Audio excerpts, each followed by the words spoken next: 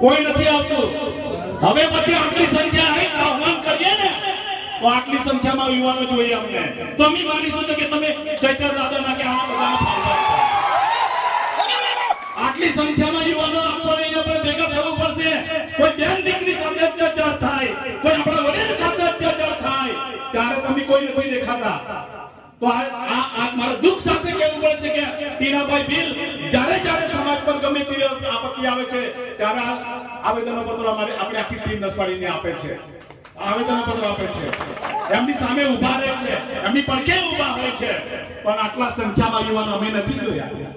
એવી ચાહનાઓ આ વડીલો ચેતર દાદાએ જે તમને આપી છે ને, એવી ચાહનાઓ સમાજ પ્રત્યે રાખજો યુવાનો. આ મારી તમને બધાને દુઃખ સાથે લાગણી સાથેની વાત છે. અને આ વાત મારા યુવાનો જાગૃત થાય અને તમે પણ આમાં સહયોગ બને ને જોડાય એ માટે કહું છું. જોહાર, જય આદિવાસી.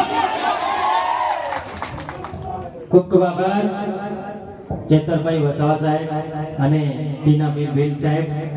એમની લાગણીને આપણે માન આપીએ છીએ.